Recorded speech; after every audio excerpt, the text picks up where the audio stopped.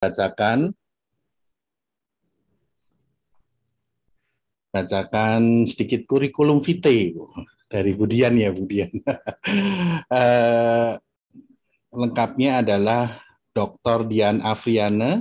Beliau adalah co-founder dari Lokahita, Pusat Penelitian Ekologi dan Geospasial. Beliau menerima gelar doktoral dari Universitas Teknologi Bandung, Institut Teknologi Bandung, mohon maaf, dan merupakan orang pertama di Asia Tenggara yang menerima IPCC Scholarship Award untuk penelitian doktornya mengenai resiliensi banjir di perkotaan. Dan Dr. Dian ini mempunyai pengalaman lebih dari 20 tahun di bidang perubahan iklim, perencanaan pembangunan, dan risiko bencana. Dia terlibat di banyak kegiatan di Bappenas, KLH, BNPB, Kemendikbud, dan yang lainnya. Oke, ini sangat spesial bagi kita. Sebentar. Oke, nah, kami persilahkan untuk Budian untuk waktu presentasi, kami persilahkan 30 menit.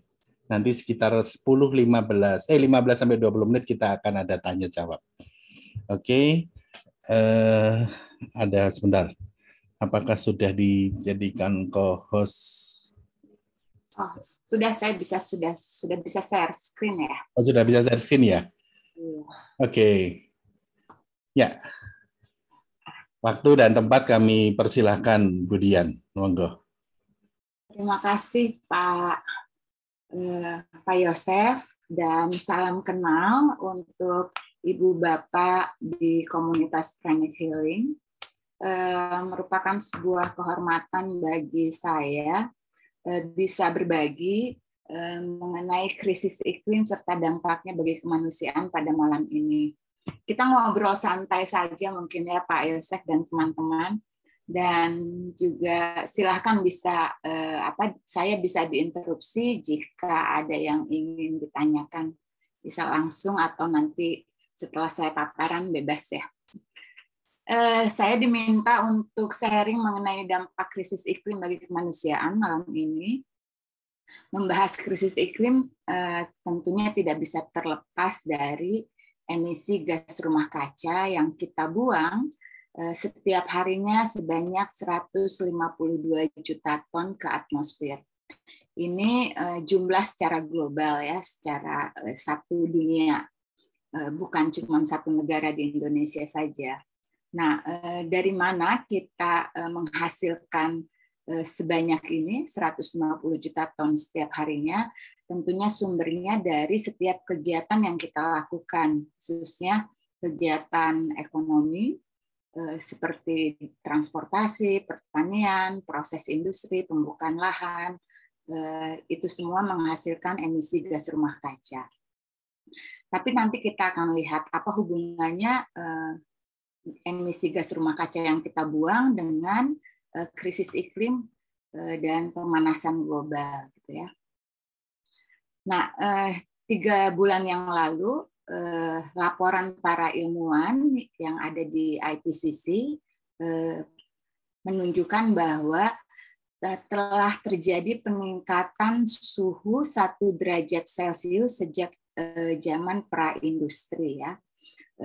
Jadi ada korelasi atau hubungan antara meningkatnya suhu, ini garis yang ini gitu ya, dengan jumlah CO2 yang terakumulasi. Dari tahun ini praindustri ini 1850 sampai sekarang 2021 di sini gitu ya, dan diprediksi suhunya akan meningkat. Sekarang kita ada di posisi hampir di peningkatannya hampir di 1,5 gitu ya. Masih di posisi 1 derajat gitu ya. Tapi jika kita tidak melakukan kegiatan untuk mencegah peningkatan lebih lanjut ini berpeluang untuk meningkat sampai di 3 derajat gitu ya, seiring dengan jumlah emisi gas rumah kaca yang kita buang ke atmosfer. Lalu kenapa nilai 1 derajat atau peningkatan suhu bumi 1 derajat ini begitu penting dan menjadi kode merah bagi kemanusiaan? Kita lihat sebelum saya sharing di sini ya, dari data ini saja kita bisa lihat 5 tahun terakhir ini merupakan tahun yang terpanas di bumi. Emisinya juga sudah dibuang sebesar 2.400 gigaton ke atmosfer. Akibatnya muka air laut naik hampir 3 kali dibandingkan periode 1900 sampai 1971 gitu ya, karena suhu bumi memanas sehingga es di kutub utara dan selatan mencair menyebabkan muka air lautnya meninggi. Apa akibatnya gitu ya? Bagaimana sih mengkaitkan hal tersebut dengan akibat atau dampaknya bagi kemanusiaan? Pertama, saya ingin sharing dulu, mungkin Bapak Ibu ingat apa yang kita pelajari waktu sekolah ya, apakah itu di SD atau SMP dan SMA, ada yang namanya efek rumah kaca. Efek rumah kaca ini sebetulnya merupakan sebuah fenomena di mana matahari yang kita nikmati sepanjang hari gitu ya, memancarkan sinarnya ke bumi gitu ya, tapi tidak semuanya masuk dan diserap oleh bumi gitu ya. Ada juga yang kemudian dipantulkan, ada yang langsung diserap oleh bumi sehingga menghangatkannya. Nah, ada yang terperangkap di atmosfer gitu ya. Sebetulnya dia terperangkap di atmosfer ini kenapa? Karena ada gas rumah kaca yang secara alami melindungi atmosfer kita gitu ya.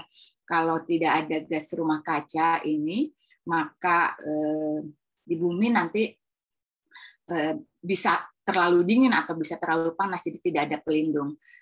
Namun gas rumah kaca yang alami ini untuk menghangatkan bumi gitu ya, dia harus punya jumlah yang tertentu gitu. Tapi karena tadi kita sudah membuang emisi atau gas rumah kaca melalui sebagai hasil dari kegiatan kita gitu ya, konsentrasi CO2 di atmosfer ini semakin meningkat gitu. Nah, semakin meningkatnya konsentrasi CO2 ini, maka si panas yang tertahan di atmosfernya juga semakin banyak. Nah, kalau panas yang tertahan di atmosfer semakin banyak, buminya juga semakin panas gitu. Lalu apa sih kalau bumi semakin panas itu dampaknya seperti apa gitu ya? Nah, balik lagi ke pelajaran waktu kita sekolah dulu, ada yang namanya siklus hidrologi gitu ya. Ada penguapan, nanti ada curah hujan atau kita sebut presipitasi, dan airnya turun kembali ke bumi. Jadi pada saat buminya semakin panas, maka uap air yang naik ke atas atmosfer, ke atas langit ini semakin banyak gitu, karena penguapannya kadarnya semakin banyak. Kalau kadar uap air yang dievaporasi semakin banyak, maka turun hujannya pun akan semakin deras gitu ya. Nah, yang kemudian menjadi persoalan, ini siklus hidrologi ini adalah siklus alam gitu ya. Pada saat siklus alam ini terganggu dalam artian harusnya kemudian air yang turun dari langit itu mengalir kembali ke badan air atau meresap kembali ke tanah.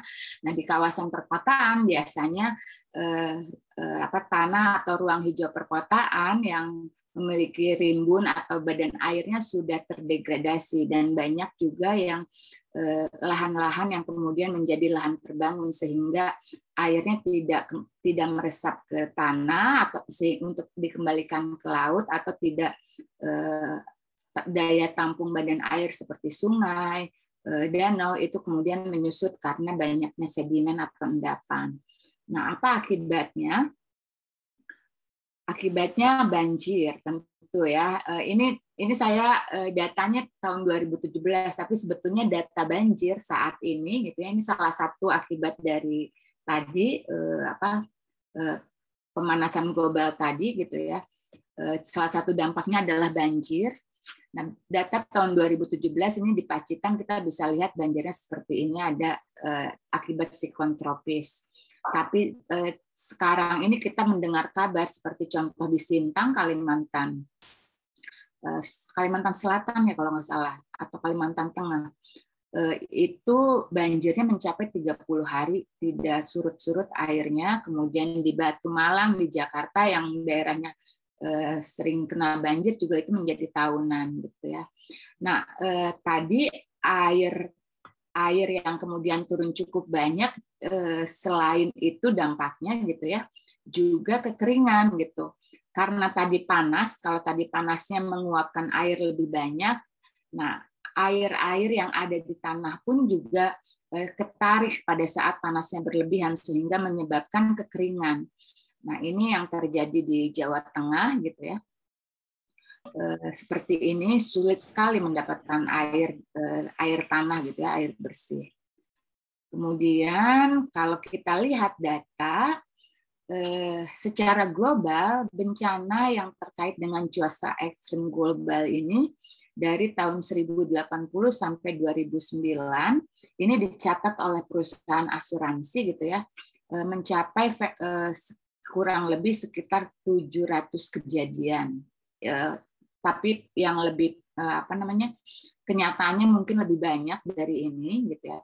Nah, yang dicatat oleh perusahaan asuransi ini adalah yang menimbulkan kerusakan dan kerugian sehingga harus diganti oleh perusahaan asuransi gitu, secara global. Nah, kerugian yang diderita di tahun 2019 saja itu mencapai 140 miliar dolar. Lalu di Indonesia seperti apa? Data dari Badan Nasional Penanggulangan Bencana di tahun 2001 saja hingga akhir Agustus telah terjadi total bencana 1.800 sekian, nyaris 2.000 kejadian bencana ya. Nah, ini jenis bencananya. Tentu yang terkait dengan perubahan iklim ini adalah yang di bawah ini ya. Kalau yang ini kan tidak terkait ya, gempa bumi dan erupsi tidak terkait. Tapi kita bisa lihat banjir menempati angka tertinggi dari kejadian bencana di Indonesia di tahun 2021 hingga 31 Agustus, belum yang setelah Agustus ya, yang seperti kemarin di Sintang, di Batu Malang gitu. Nah, kalau kita lihat yang paling banyak kejadiannya justru ada di daerah Jawa Barat sini, paling merah gitu ya. Lalu jumlah yang populasi terdampak, apakah itu dia mengungsi atau menderita, itu sekitar hampir 6 juta, yang luka-luka hampir 12.000, ini di tingkat nasional, yang meninggal hingga 500-an orang gitu ya. Ini dampak kerusakannya. Nah, selain beragam bencana yang terkait iklim ekstrim gitu ya, dampak perubahan iklim atau pemanasan global juga memicu pergerakan dan persebaran penyakit tropis. Kenapa demikian gitu? Karena pada saat suhu bumi menghangat, itu merupakan sebuah kondisi ideal bagi pertumbuhan vektor penyakit seperti nyamuk gitu ya. Ini senang kalau pada saat musim kemarau kan pasti banyak nyamuk gitu. Nah, itu contoh kedua dari pemanasan global atau perubahan iklim. Nah, kita lihat kembali apa sih sebetulnya bagaimana makna kenaikan suhu bagi kehidupan. Nah, para ilmuwan itu sepakat setelah berdasarkan hasil riset gitu ya, jika kenaikan suhu global gitu ya, ini suhu global, jadi jangan dilihat lokal di Depok atau di Jakarta atau di Bandung ya, tapi secara global satu bumi, satu dunia, suhunya naik 1 sampai derajat Celcius saja, ini punya pengaruh besar terhadap ekosistem dan keanekaragaman hayati.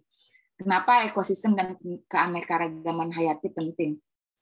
Karena hidup kita bergantung pada ekosistem, baik dari sisi pangan, gitu ya, untuk makanan, untuk minuman, gitu ya, untuk serat, itu semua berasal dari keanekaragaman hayati pangan yang kita miliki, gitu ya. Kemudian dari sisi tekstil juga kan itu juga berasal dari keanekaragaman hayati dan ekosistem ya. Pohon kapas misalnya gitu.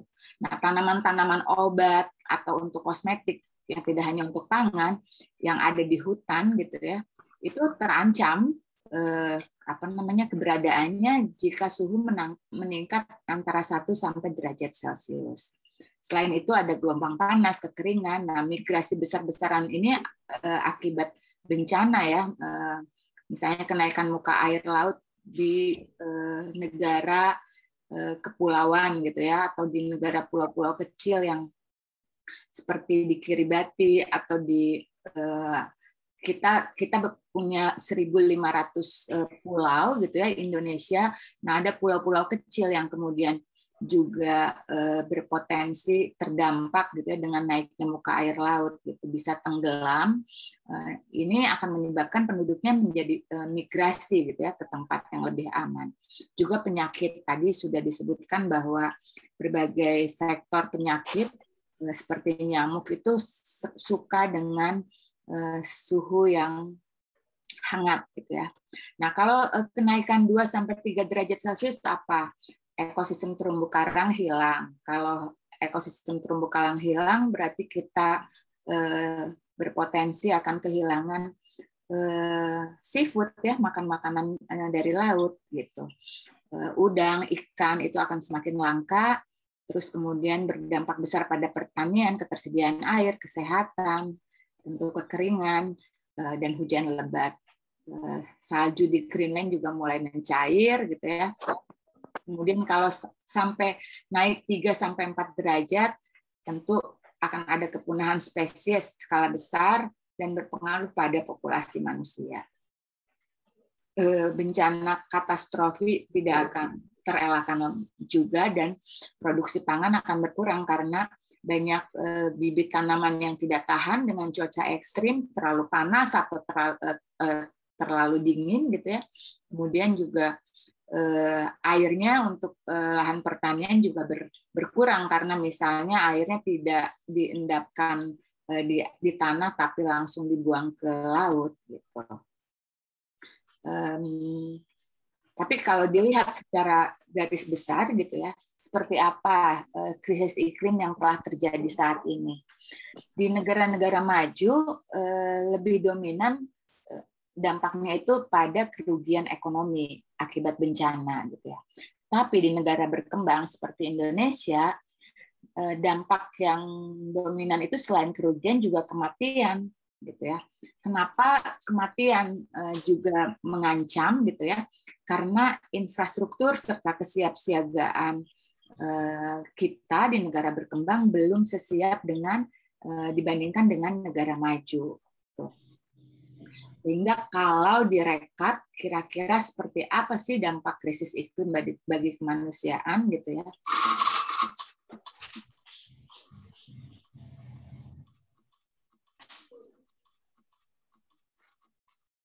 Saya menyebutnya atau banyak peneliti menyebutnya sebagai biaya karbon. Ini banyak sekali gitu ya dampaknya, dari mulai ketidakstabilan politik gitu ya secara global, baik di nasional, bencana, kebakaran, kekeringan, terus kemudian kepunahan ekosistem, kelangkaan air, kelaparan, penyakit menular, dan banyak lagi yang semuanya merupakan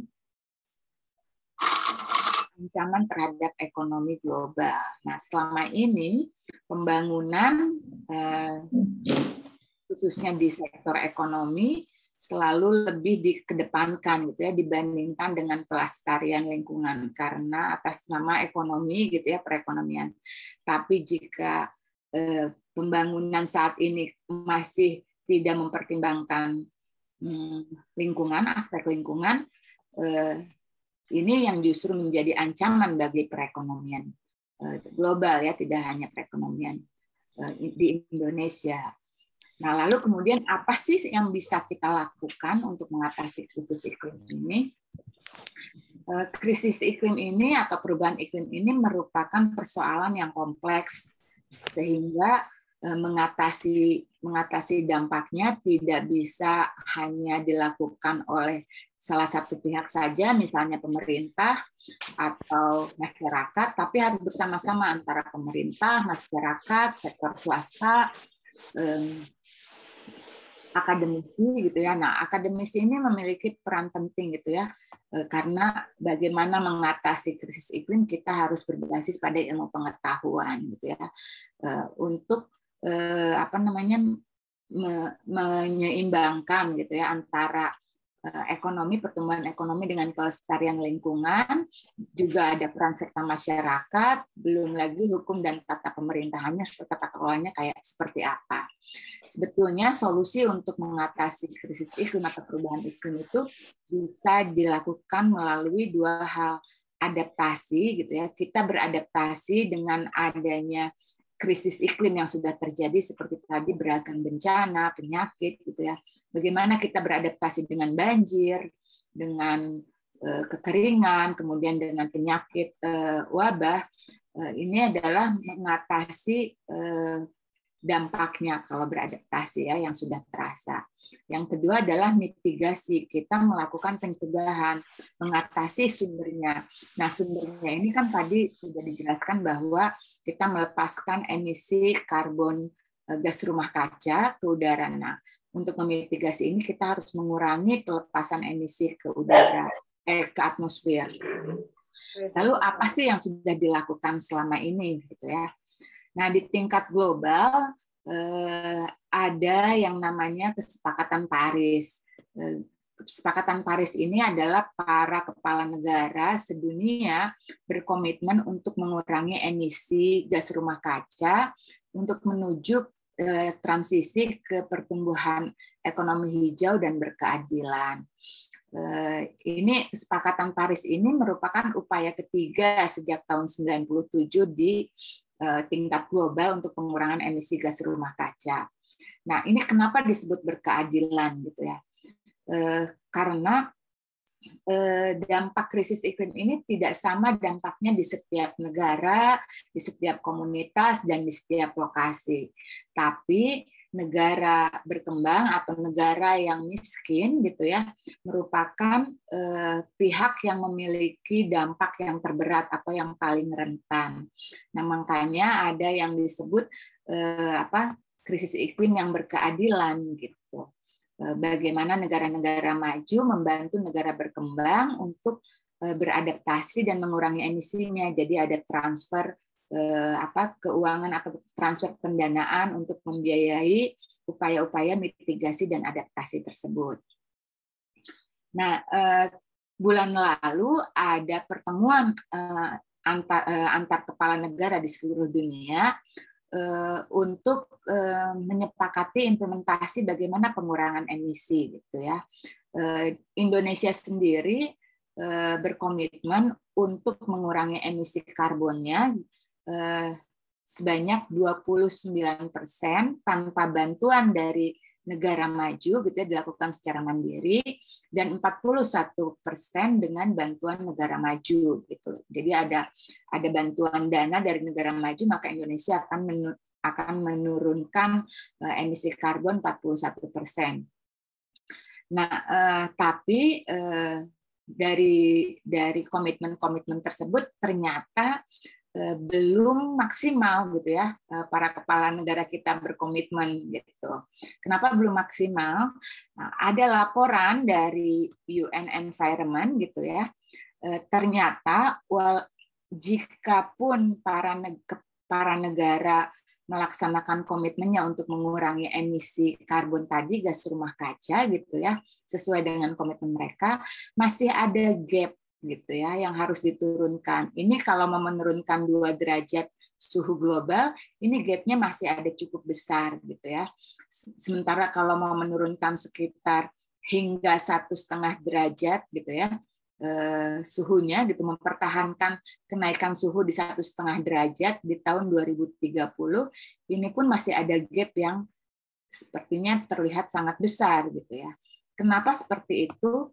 Rupanya para negara-negara masih memproduksi batu bara, belum beralih ke energi. Kenapa batu bara terkait dengan emisi? Karena pada saat melakukan pertambangan batu bara itu kan melakukan land clearing atau biasanya penebangan pohon gitu ya. Nah, sementara pohon-pohon ini merupakan spesies atau tempat di mana CO2 bermukim gitu. Kalau pohonnya ditebang, CO2-nya naik ke atas gitu kan, naik ke atmosfer. Nah, produksi batu bara di negara-negara seluruh negara di Indonesia di dunia ini pun juga masih belum dikurangi gitu ya. Harusnya para kepala negara itu kan memenuhi komitmennya untuk mengurangi sumber energi kotor dari batu bara dan beralih ke energi bersih seperti solar panel, mikrohidro gitu ya, atau biofuel gitu. Nah, ini masih ada gap. Jadi solusinya saat ini di tingkat global pun juga masih belum cukup gitu ya, jika kita hanya mengandalkan kepada kepala negara dan pemerintah. Nah, saya mau sedikit bahas mengenai kawasan perkotaan gitu ya. Kenapa saya bahas di kawasan perkotaan? Karena kita manusia kota, tinggal di kota gitu ya. Kawasan perkotaan ini sebagai hotspot dari pemanasan global karena dia pusat pertumbuhan, pusat kegiatan ekonomi dan sosial, konsentrasi populasi juga ada di kota, sehingga banyak lingkungan terbangun dan kurang ruang hijau perkotaan yang bisa mengikat tadi CO2. Nah, dia juga rentan terhadap banjir yang selalu berulang, ada pencemaran air dan udara, dan ini penyumbang emisi terbesar khususnya dari sektor transportasi dan infrastruktur gitu ya. Kurang lebih 75% yang tadi dibuang ke atmosfer itu munculnya atau sumbernya dari kawasan perkotaan. Nah, yang disayangkan gitu ya, kawasan perkotaan ini tidak masuk dalam skema tadi penurunan emisi tadi gitu ya. Penurunan emisi tadi hanya bicara per sektor, tapi tidak membahas secara spesifik bagaimana kota-kota bisa mengurangi emisinya dan kaitan antara target masing-masing di nasional dengan target di kota untuk mengurangi emisi juga belum jelas dalam perencanaan pembangunan. Padahal selain sebagai hotspot, kota juga bisa berkontribusi untuk solusi krisis iklim gitu ya. Misalnya melalui desain bangunan hijau gitu ya. Kita mendesain rumah, kita bisa memilih arsitek yang ramah lingkungan, bagaimana mengefisiensikan energi, air, pengurangan sampah dan daur ulang gitu ya, tidak terlalu banyak menggunakan AC mungkinnya karena ventilasinya bisa cukup baik gitu. Lalu juga dibuatlah sistem daur ulang air sehabis pakai itu tidak sekali buang, bisa didaur ulang atau bisa untuk menyiram tanaman. Nah, itu sebetulnya kita bisa berkontribusi di situ ya untuk di tingkat kota. Lalu juga memperbanyak ruang hijau perkotaan atau RTH gitu ya. Di tempat-tempat yang membutuhkan dengan ukuran yang memadai gitu. Nah, kita bisa memasang solar panel sebagai sumber energi dan bisa menggunakan transportasi publik atau beralih ke kendaraan listrik. Sekarang sudah banyak motor-motor listrik gitu ya. Nah, ini salah satunya untuk menekan emisi karbon sebagai manusia kota. Ini di tingkat kota ini memang sebetulnya sebaiknya dilakukan oleh pemerintah kota secara sistemik gitu ya. Tapi kita sebagai penduduk kota juga bisa berkontribusi.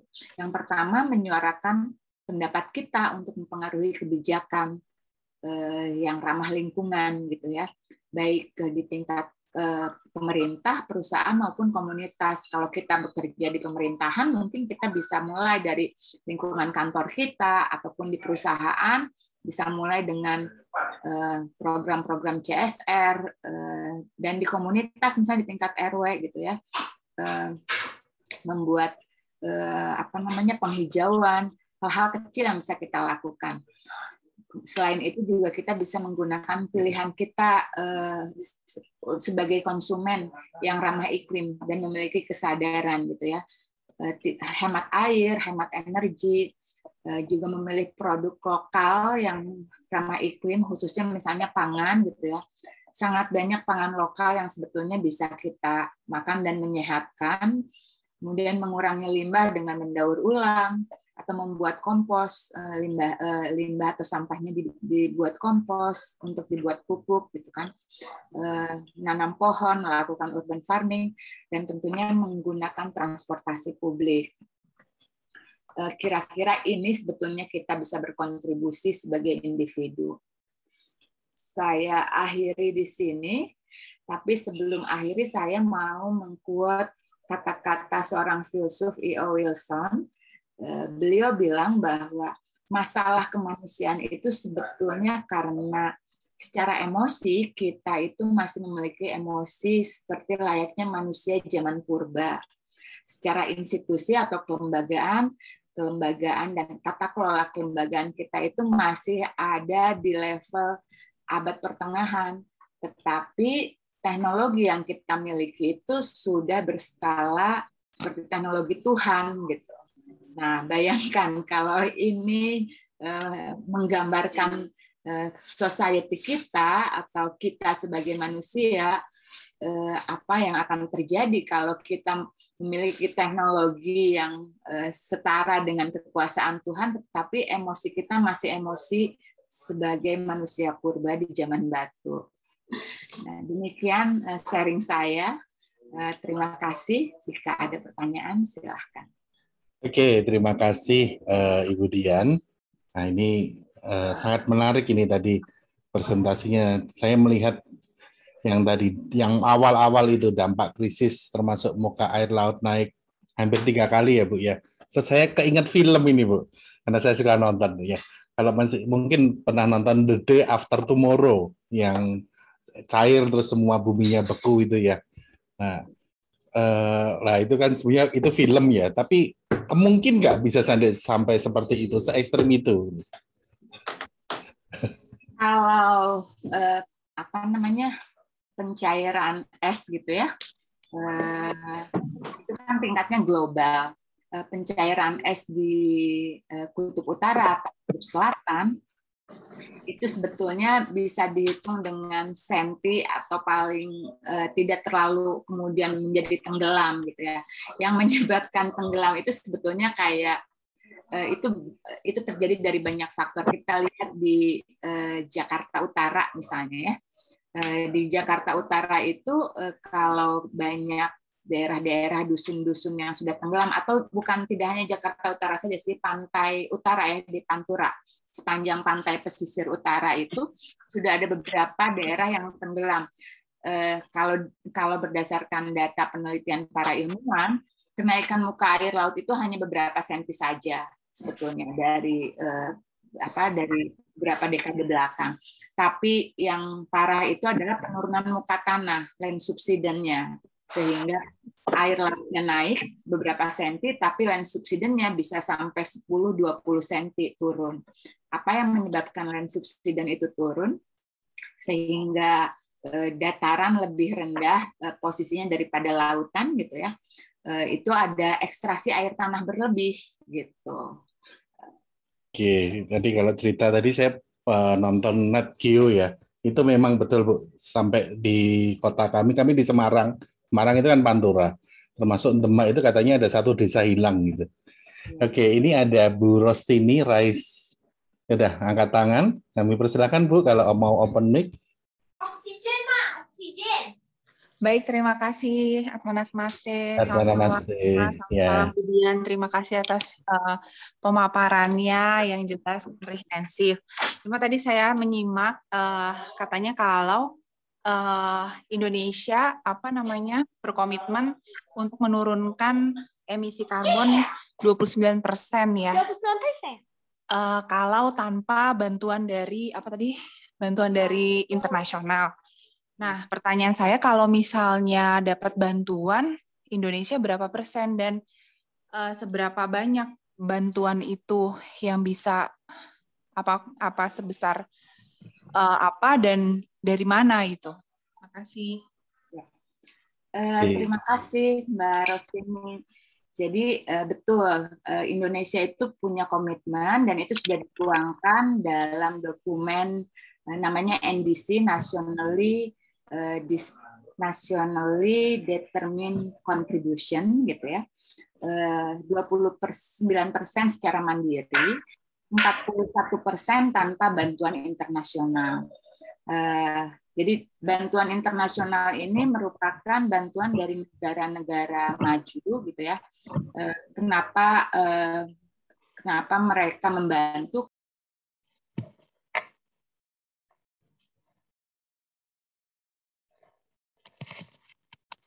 Maaf, Budian mati, Budian ke unmute. Oke. Oke. Sampai mana ya tadi? Oke. Nah, kalau dengan bantuan internasional itu 41%. Nah, bantuan internasional itu maksudnya adalah dari negara-negara maju. Besarnya berapa itu tergantung dengan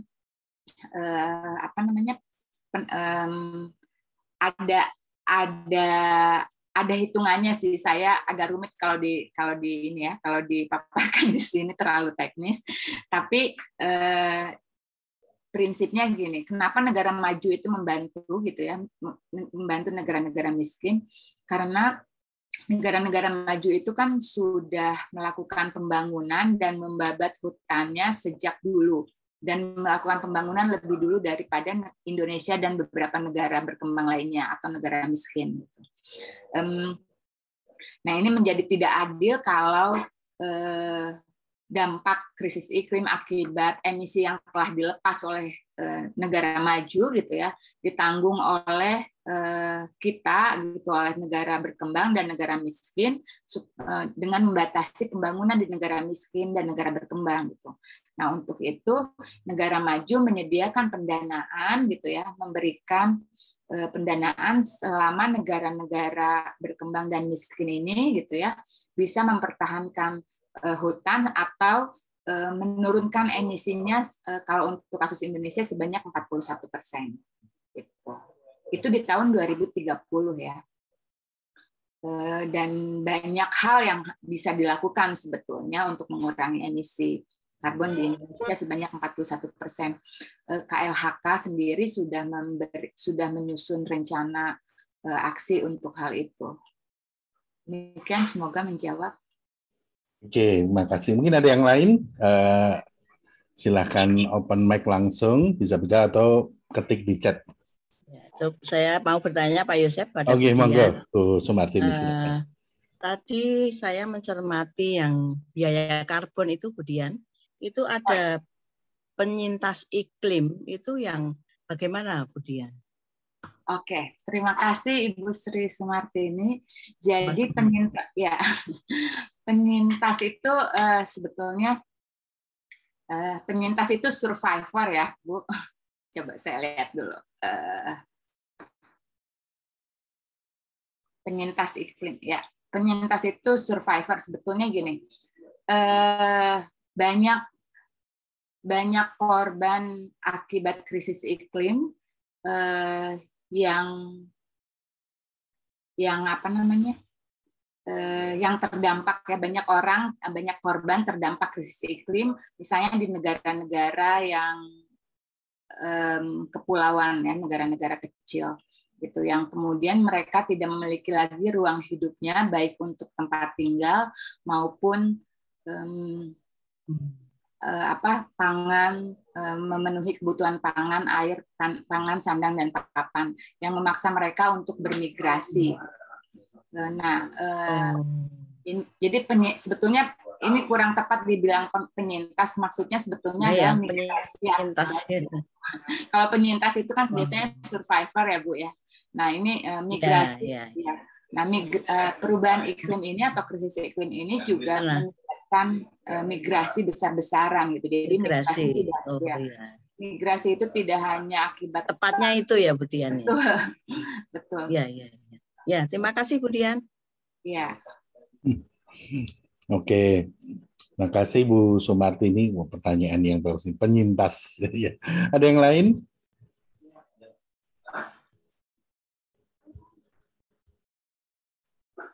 Adakah yang mau, kalau malu open mic ya ketik di chat.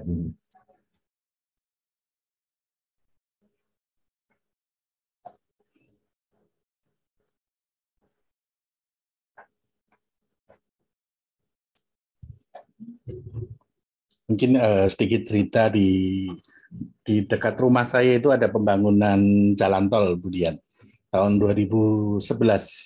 Nah, di situ hutan belantara dibabat habis, terus tanah itu dikeruk hampir sedalam kurang lebih ya 7 meter, hampir 10 meter. Yang terjadi adalah penyakit demam berdarah meningkat di daerah desa kami, kemudian kekeringan. Jadi kami di situ sudah hampir 6 tahun tidak pernah yang namanya kekeringan. Kami di gunung itu sampai tempat kami ada sendang, di dekat rumah itu ada sendang, itu sampai kering seperti itu. Jadi berapa desa, 2 desa itu kekeringan, benar-benar kekeringan. Kemudian baru pulih itu 2-3 tahun kemudian. Dan kami dulu setiap jam 6 sore itu pasti ada kabut di rumah. Semenjak pembangunan tidak ada. Jadi kabut itu hal yang luar biasa sekarang. Mungkin Bisa pulih lagi 2-3 tahun. 2-3 tahun kemudian. Itu pun kabutnya tidak seperti dulu. Jadi kalau dulu tuh pagi saya berangkat ngantor itu sekitar jam 4:30 itu pasti masih kabut. Kalau sekarang nggak ada kabut. Oke, ya. Ya, ini juga terkait soal hutan ya gitu ya. Kalau bicara tadi krisis iklim, kita melihatnya hutan atau pepohonan itu adalah sebagai sumber penyimpan karbon untuk tidak melepaskan emisi ke atmosfer. Tapi sebetulnya fungsi hutan itu banyak tadi. Mas Yosef bilang kan bisa penyerap air juga. Jadi tempatnya air itu sebetulnya bukan bendungan saja gitu ya. Bendungan kalau hujannya nggak ada, kalau kering kan airnya nggak ada ya. Tapi tempatnya air itu di hutan. Nah selain tempat air, hutan juga merupakan tadi yang saya pernah singgung adalah penyimpan keanekaragaman hayati. Hutan Indonesia ini sangat kaya dengan obat-obatan. Bahkan misalnya kita pernah dengar 2 tahun yang lalu gitu ya, ada siswa SMA yang berhasil meneliti obat penyakit kanker di hutan Kalimantan gitu ya. Itu adanya hanya di daerah gambut gitu. Spesifik hanya tumbuh di situ gitu. Nah, itu baru satu. Coba bayangkan ada berapa macam keanekaragaman hayati dan plasma nutfah yang ada di hutan gitu ya. Dan itu kemudian punah karena ditebang gitu. Dan kepunahan itu yang kita khawatirkan tidak bisa kemudian pulih kembali karena sudah punah gitu ya. Ada beberapa spesies yang memang tidak bisa dipulihkan, tidak bisa dikembalikan lagi ke semula gitu. Nah, itu yang sebetulnya tidak pernah dipertimbangkan dalam proses pembangunan selama ini gitu. Ini ada pertanyaan dari Mbak Yovita Trianto. Mbak Dian, boleh dijelaskan mengenai naiknya keasaman air laut? Nah, ini pertanyaan sangat bagus, Mbak Dian. Monggo. Iya, ini sebetulnya saya bukan ahli di kelautan atau bidang meteorologi ya, bidang kelautan dan marine gitu ya. Tapi secara prinsip logikanya itu sebetulnya keasaman air laut itu kan tentu sebenarnya bukan keasaman ya, salinitasnya meningkat gitu kan. Nah, salinitas air laut yang meningkat itu disebabkan ya tadi karena panas yang ada di bumi itu meningkat. Nah, jadi kan si suhunya terperangkap di atmosfer kan karena semakin banyak CO2. Nah, suhu itu atau panas itu kan merupakan energi. energi panas itu turun ke bumi sebagian, dan bumi kita ini sebagian besar adalah laut, gitu ya. Nah, itu yang kemudian memanaskan air laut, gitu ya. Si air lautnya suhunya juga terutama daerah-daerah pesisir, suhu di daerah air laut di daerah pesisir itu meningkat, gitu. Nah, ini saya menduga ini karena saya bukan ahlinya ya, saya menduga kalau suhu meningkat sehingga salinitas juga meningkat, dan akibatnya itu ada coral bleaching biasanya disebutnya. Coral bleaching ini pemutihan terumbu karang akibat tadi ke salinitas yang meningkat. Nah, kalau pemutihan terumbu karang ini menyebabkan terumbu karangnya mati, sehingga terumbu karang yang merupakan tempat pemijahan ikan-ikan, gitu ya, itu tidak berfungsi lagi. Nah, kalau itu tidak berfungsi berarti perkembangbiakan ikan, udang yang atau tempat-tempat hewan yang di terumbu karang ini terganggu, akan berakibat ujung-ujungnya ke pangan.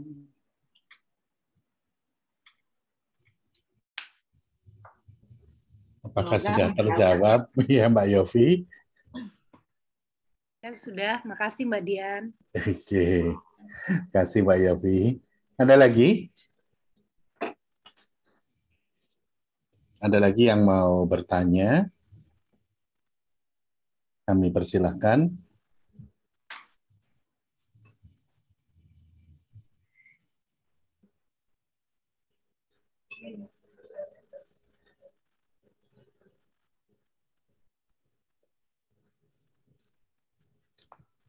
Mungkin hal yang sederhana, Mbak Dian. Apa yang bisa kita lakukan untuk secara pribadi maupun baik secara keluarga kita bisa lakukan untuk mengurangi dari dampak iklim gitu ya, Mbak Dian? Iya, tadi yang penting sebetulnya menurut saya itu kita harus hemat air dan hemat energi, gitu ya. Hemat, biasanya kita kayak seperti ini,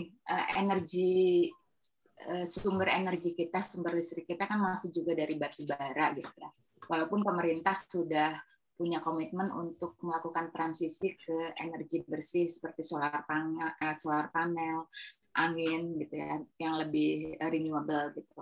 Tapi transisi itu tentunya akan memerlukan waktu. Nah, selain pemerintah yang melakukan secara sistemik, kita juga perlu menghemat energi. Kalau keluar ruangan nggak dipakai lagi, dimatiin lampunya, gitu ya. Selain itu juga kan bisa hemat biaya, juga hemat air, karena ada datanya tapi saya lupa, gitu ya. Proses untuk memproduksi air bersih, mengolah air baku menjadi air bersih, gitu ya, seperti PDAM, itu juga memerlukan energi yang tidak sedikit, gitu ya. Saya sering melihat misalnya di musola, gitu ya, air kerannya kadang-kadang lupa ditutup, gitu kan, setelah wudhu, atau kita lupa, ibu-ibu biasanya melakukan multitasking di dapur sehingga lagi mencuci apa harus nginiin penggorengan, lupa airnya ngocor terus, hal-hal seperti itu, gitu. Dan juga banyak misalnya dari desain rumah kita pun juga kita bisa melakukan itu, misalnya air yang kita pakai dari habis mandi atau habis mencuci, gitu ya, itu kan sebetulnya bisa didaur ulang untuk menyiram tanaman, gitu ya. Atau melakukan urban farming dan makan makanan lokal. Menurut saya selama ini kita disuguhkan di piring kita ini kebanyakan makanannya makanan apa sih, import atau lokal? Karena kalau makanan import itu juga kan jejak karbon kita meningkat ya, karena harus didatangkan dari luar, gitu ya, dengan berapa tuh emisi karbon dari bahan bakar pesawat atau transport, gitu, yang dihasilkan, gitu ya. Tapi kalau kita makan makanan lokal atau kita bahkan menanam sendiri, itu kita bisa mengurangi emisi dengan baik, gitu ya. Nah, ini memang harus dilakukan melalui gerakan ya. Jadi kalau semua orang sadar sebagai konsumen yang memiliki kesadaran untuk ramah iklim gitu ya. Ada awareness itu sehingga dengan sadar memilih gaya hidup yang lebih sehat dan juga lebih ramah iklim, saya rasa nanti produsennya akan ngikutin gitu kan. Jadi produsennya dipaksa oleh konsumen untuk bersikap ramah iklim, bukan kita yang konsumen didikte untuk mengkonsumsi barang yang tidak ramah iklim gitu. Terima kasih Mas. Oke, terima kasih Mbak Dian. Oke, ada lagi 1 atau 2 pertanyaan sebelum kita lanjutkan untuk meditasi.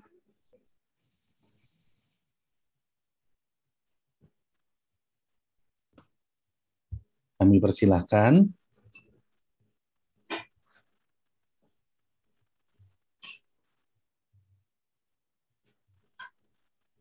Ini benar nih, nggak ada yang tanya ini. Apa bingung terkesima oleh penjelasannya Mbak Dian, jadi pada bingung. Oke, ini dari Pak Yohanes. Oke. Bagaimana menghitung jejak karbon? Wah, ini pertanyaan yang sangat bagus. Menghitung jejak karbon. Itu ada kalkulatornya secara online, Pak Johannes. Pak Johannes bisa Google, ada beberapa lembaga yang menyediakan kalkulator untuk menghitung jejak karbon kita. Itu secara online bisa dihitung. Itu biasanya dihitung dari misalnya pemakaian air kita, pemakaian listrik kita, penggunaan transportasi kita gitu ya.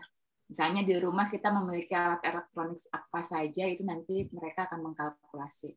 Jadi ada kalkulator online-nya, banyak lembaga yang menyediakan. Oke. Terima kasih Pak Johannes Oy. Ada lagi 1? Semoga nggak bingung dengan Pak. Jadinya saya mau nanya. Oke, silahkan. Ya, pengen tahu aja kira kalau misalnya kan soalnya kalau pemanasan global ini kadang-kadang susah dicernanya gitu ya. Saya pengen tahu aja kalau misalnya Indonesia akhirnya tidak melakukan, tidak berhasil lah ya tadi mencapai yang berapa persen, dampaknya yang paling besar untuk Indonesia apa ya yang akan kita rasakan? Terima kasih Mbak Maya. Mbak Maya ini guru saya sebetulnya. Ini mau ngetes kayaknya nih. Hanya beneran. Ya, jadi dampak yang paling nyata dan sudah terasa sekarang itu ya bencana. Bencana dan krisis air. Ke depan mungkin akan krisis pangan. Bencana kita udah sering tiap tahun banjir. Tidak hanya di Jakarta, tapi coba kita bisa lihat di berita, lokasi-lokasi yang mengalami bencana itu semakin bertambah. Bencana terkait iklim itu banjir, kekeringan, longsor, angin puting beliung gitu ya. Segala sesuatu bencana yang terkait dengan air, kekurangan air, kelebihan air. Kalau longsor itu biasanya bencana ikutan dari banjir. Itu akan semakin banyak lokasi bertambah yang tadinya mungkin belum mengalami bencana gitu ya di lokasi itu, tapi bisa kemudian mengalami. Atau yang tadinya sudah mengalami tapi frekuensi terjadinya bencana akan semakin sering. Itu satu. Kemudian yang kedua, krisis air. Kalau hasil analisis saya gitu ya, analisis di lembaga saya mengenai daya dukung air, sampai saat ini sebetulnya di Pulau Jawa itu sudah hampir mendekati ambang batas. Ambang batas itu adalah kemampuan sebuah ekosistem untuk mendukung kebutuhan air dari penduduknya. Pulau Jawa ini sudah padat. Nah, ambang batas ketersediaan dengan kebutuhan air per kapita baik untuk domestik sehari-hari maupun untuk pertanian atau industri itu sudah mencapai, tinggal dikit lagi melampaui ketersediaannya, hampir melampaui kebutuhannya. Tinggal sedikit lagi, saat ini masih ketersediaannya masih ada di atas kebutuhan gitu ya. Tapi kalau itu sudah terlewati, kita bisa krisis air. Memang air ini bisa ditransportasi ya dari daerah lain gitu ya, baik secara alami gitu ya, melalui sungai gitu ya, atau melalui transportasi kita dengan mobil atau dengan perdagangan ya, seperti sekarang banyak air kemasan. Tapi yang tidak pernah difikirkan oleh banyak orang, air itu bisa habis suatu saat kalau lingkungan tidak dijaga. Nah, kalau krisis air terjadi, maka krisis pangan juga pasti otomatis akan terjadi. Nah, kalau krisis air, krisis pangan terjadi, yang bisa dipastikan, ini bukan mau nakut-nakutin ya, tapi berpotensi konflik gitu ya, konflik apapun itu gitu, karena kebutuhan dengan ketersediaan tidak seimbang. Itu sebetulnya yang dikhawatirkan. Nah, pemerintah sebetulnya sudah menyadari hal itu, namun dan sudah melakukan beberapa program. Namun menurut saya pribadi ada beberapa program yang tidak tepat sasaran gitu ya. Biasanya pemerintah seperti misalnya untuk krisis pangan, pemerintah memiliki program food estate, melakukan membangun lumbung padi di lahan gambut. Padahal sebetulnya untuk penyediaan pangan kita bisa melakukan urban farming gitu ya, dan penyediaan pangan itu tidak hanya satu komoditas beras, karena setiap daerah dari Sabang sampai Merauke punya komoditas pangan yang sangat spesifik. Jenis karbohidrat saja tidak hanya beras di Indonesia, tapi ada banyak jenis karbohidrat gitu ya.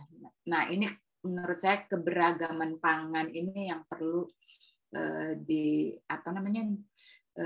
revive gitu ya. Tidak hanya penyeragaman jadi satu beras Sabang sampai Merauke gitu.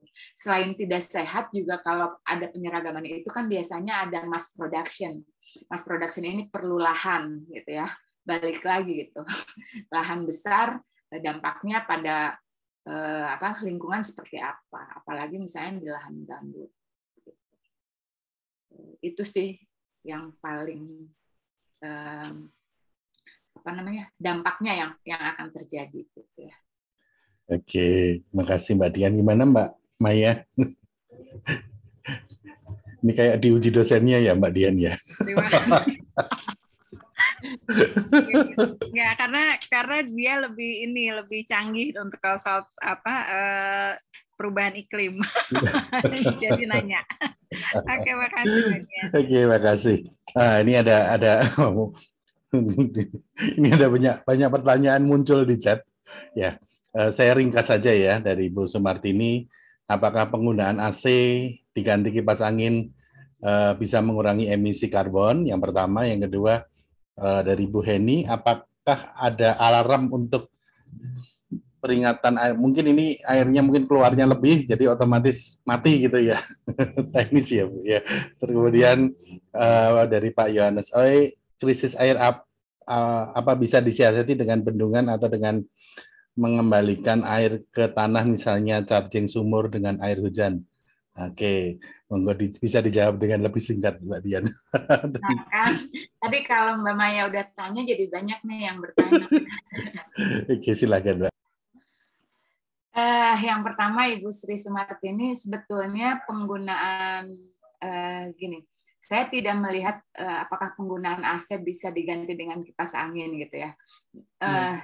Maksud saya gini, sebetulnya penggunaan AC bisa saja asal yang dipersoalkan sebetulnya bukan penggunaan AC-nya atau kipas anginnya, tapi yang dipersoalkan adalah berapa dayanya yang diperlukan untuk memfungsikan atau mengoperasionalkan alat elektronik itu, karena daya itu akan terkait dengan KWH yang listrik ya.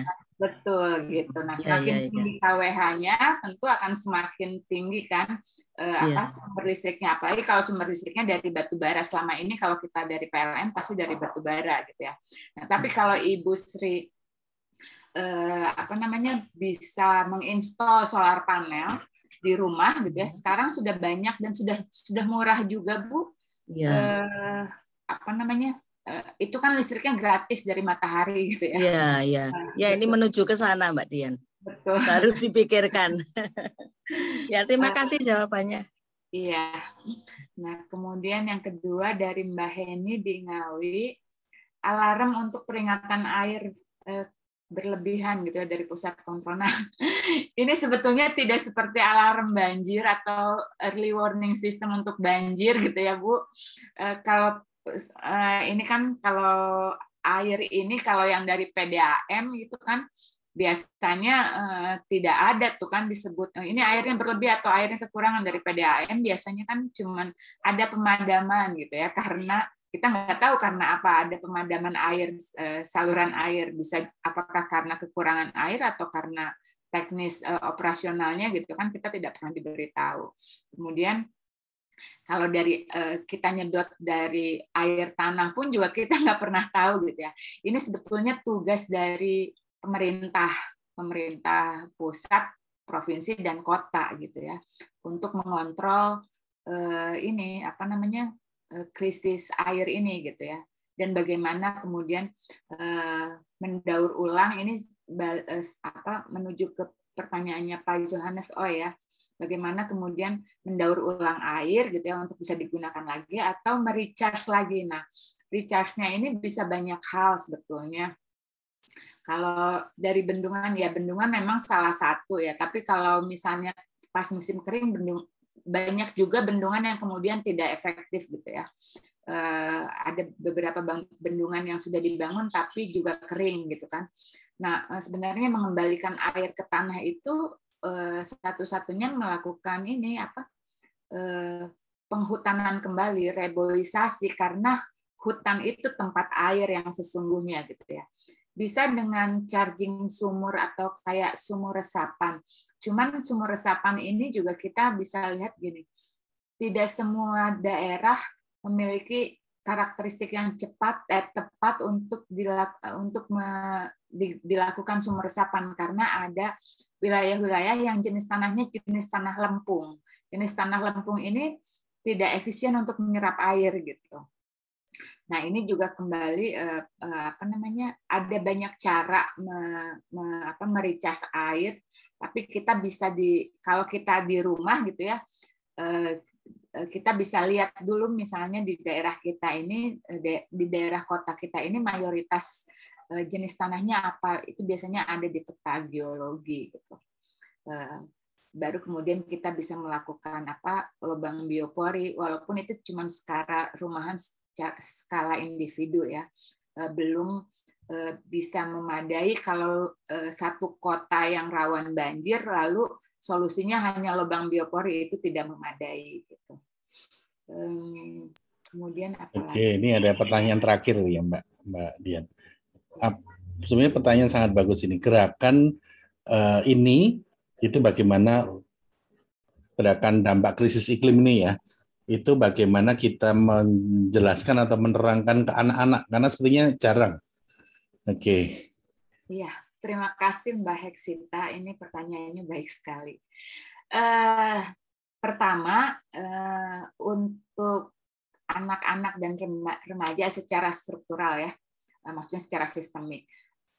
Kemendikbud itu sudah punya modul mengenai pendidikan perubahan iklim untuk SD, SMP, SMA, dan itu ada di dinas-dinas dan beberapa sekolah biasanya bisa menggunakan itu dan mainstreaming itu maksudnya mengarus utamakan, memasukkan muatan mengenai perubahan iklim, lalu bagaimana cara kita bertindak sebagai individu ke anak-anak sekolah melalui muatan lokal di sekolah atau ekstrakurikuler dan beberapa pelajaran seperti IPA gitu ya. Itu dari sisi formalnya. Tapi dari sisi informal ada banyak gerakan anak muda, khususnya anak-anak milenial dan generasi Z gitu ya, yang sudah sangat aware. Kalau di tingkat global ada Greta Thunberg gitu ya. Di Indonesia ada banyak juga tokoh-tokoh anak muda dari Extinction Rebellion gitu ya. Saya tidak akan sebut namanya, tapi terus ada Think Policy ID, itu semua anak-anak muda generasi milenial dan Gen Z yang punya organisasi dan melakukan gerakan untuk mengkampanyekan ini krisis iklim serta dampaknya bagi kemanusiaan gitu.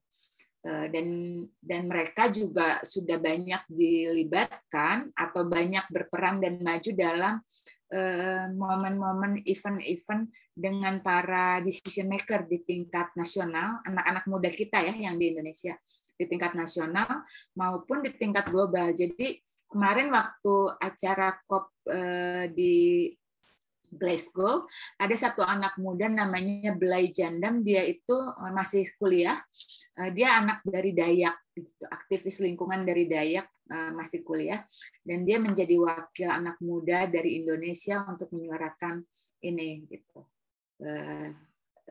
Dan itu dari Dayak, gitu ya, maksudnya dari Kalimantan, bukan dari kota, gitu. Itu sudah ada, gitu.